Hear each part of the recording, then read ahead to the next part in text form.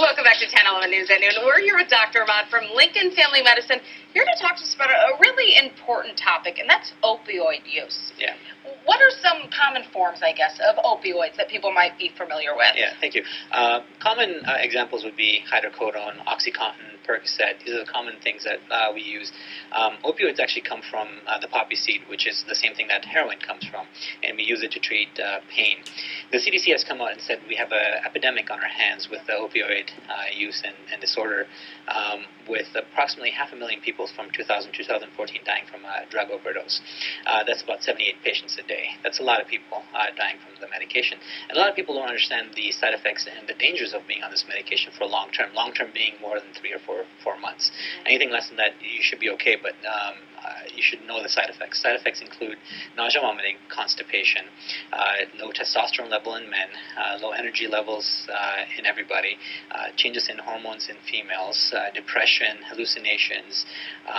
These are, the more common things. The more dangerous things are low respiratory rate, meaning your breathing slows down.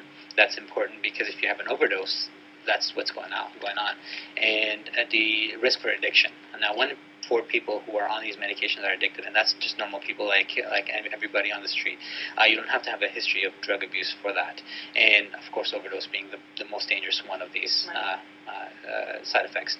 Now, if you are on these medications, the things that you need to look out for, one, don't take more than what you've been prescribed. Yeah. If there's one thing that happens is that's called tolerance. So that means that you require more and more medication to get the same effect. If that's what's going on, you shouldn't be taking more, and you should talk to your provider about that. Two, don't mix this with other medications. Don't mix it with alcohol. Don't mix it with Xanax, which is used in anxiety. So if you have anxiety disorder and you have Xanax, don't mix those two. Don't mix it to help you fall asleep. So if you have Ambien or another hypnotic, don't mix those. Don't mix it with muscle relaxant. And most importantly, don't mix it with other street drugs. I mean, these are very, very dangerous things that we're dealing with, and you should be aware of the side effects of most of these medications. Don't keep it in a safe place. A lot of kids get their hands on these medications from their parents or somebody else, like their grandmother and stuff like that, and that's where all the drug abuse comes from for younger children. So keep it locked up and ensure that you have a count of it. Don't miscount the medications.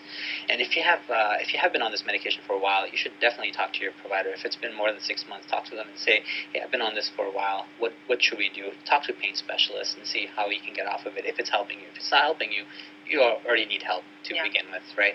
So these are kind of the things that we really need to educate the people on and get the word out there. If people have questions about whether they're using it or on it, and if they're using it properly, what should they do? Where should they get those questions answered?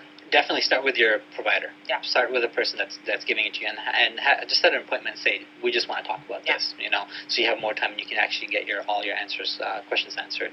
And if you feel like you're struggling, there's always the government hotlines. There's a lot of them set up now. There's a lot of information out there, so definitely educate yourself on those. Thanks so much for joining us today. Yeah, thank you so much. We're back in a moment with a